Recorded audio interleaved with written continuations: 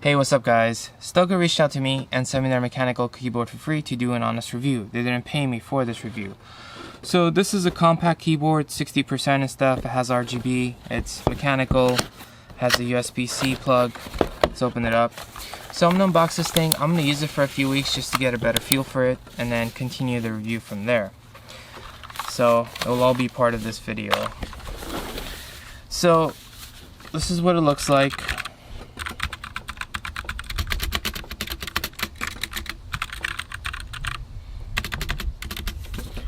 So, mechanical feel like you get the little inclines if you want to incline it a bit more, up to you. And here's the USB-C plug.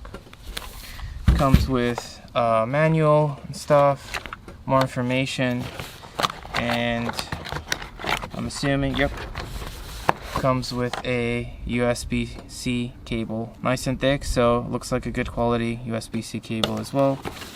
And I'm not sure what this is for. Is it for holding or something? Anyways, I'll figure it out. And yeah, that's pretty much it. Much later. It's been a month since I've unboxed this thing. I wanted to use it on my main computer just to see how it feels. It's also kind of like an ergonomic thing because keyboards, they have to be comfortable. If they're not comfortable, it's not worth it, no matter how good it is. But I gotta say that this one's definitely comfortable. You do get the options that you could tilt this if you want to, raise it up a little bit. I like it like this. But because this is mechanical, I personally prefer getting a wrist pad. So I got one of these wooden ones by Glorious PC Gaming. And I got one that's a little bit longer, so this is the 10 keyless side. Just so I could test this with other keyboards as well. But basically, they have one this size. That's all I'm really trying to say. But very, very comfortable when you put it like that. And this is kind of what it looks like from the side. So, with that combination, this thing is incredibly comfortable. And also because it's mechanical, it also feels like you're typing faster. I don't know what it is. It's probably just the clicking noise. This is what it sounds like. But very good feedback. The other cool thing about this keyboard is it has the RGB lights, so it kind of matches my new computer case and stuff. So I don't know, it's kind of cool, and it also gives you a whole bunch of options, which I will demo momentarily. But I also want to compare this just to my regular keyboard. So this is the Logitech MX keys that I've been using, and this is also a good keyboard. But here is the size difference. So you can see that because this is compact, this is much smaller and also shorter. So if I overlap them, you can see it takes up much less space in terms of the keyboard itself. But because this is mechanical, this is one of the thinner ones. The mechanical ones are higher, which is also one of the reasons why I like the wrist pads. And this also has the RGB lights, which is kind of cool. So I'm gonna jump into a demo, show you guys what it can do. 12 seconds later.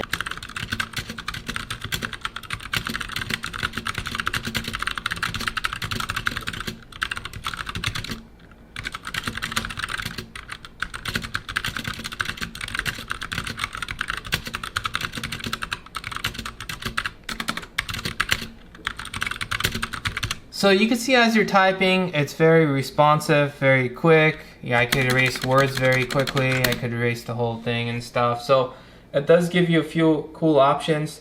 Now, one of the things I wanted to mention, because this is a compact keyboard, if you wanted to close something, you really can't hit Alt F4 because Alt F4 is the keyboard shortcut to close windows, as most of you guys know, close applications I should say. So normally Alt F4 would close this window, but that doesn't work because I have to hold function to access the F4 key. So that's what I should mention. So when I hit hold the function key or FN, it activates these other buttons and stuff. So if I want to open up a calculator, I just hit function and hit T and the calculator comes up, which is always cool. And oh yeah, see? Just by habit, I'm used to hitting Alt F4. Well, you can't do that with this keyboard because when you hold the function button to activate F4, you actually also activate this V plus or whatever letter this is.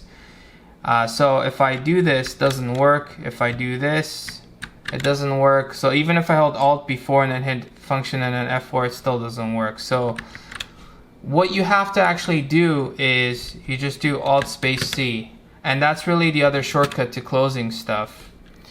So that's one of the things that I got used to, so just hitting Alt Space C. Now I am used to Alt F4, but honestly Alt Space C is an alternative and it works great. So the other thing worth mentioning about this keyboard is I'm also kind of used to the arrows over here, but I knew this getting the keyboard, so it's not something I blame the keyboard for. But if I do want to move around and stuff, then I have to hold the function key to hit the arrows for them to move up and down and stuff and left and right. So that's something worth noting. 3:28 a.m. Time for the lights demo. So I turned off the lights so it shows a little bit better. So this is on the brightest settings. If I hold function and hit J, it will dim it. This is on the dimmest setting, and then below that it's pretty much done. So if you hit U, it keeps going up, and this is basically the brightest setting. Now this is the default pattern, but you can change this. So if you hit the function key, you hit tab, it changes the pattern, changes it again and again.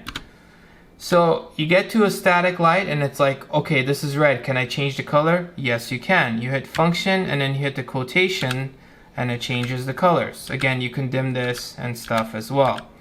So, and then it goes back to red. So you could do that with the other stuff as well. So you get this little snake pattern for blue. If you want to change this, you could hit the, hit the button, the same quotation, and it changes the colors. So hit this again, go through the colors, hit it again. Breathing pattern, again, you could change it if you want the different breathing. And again.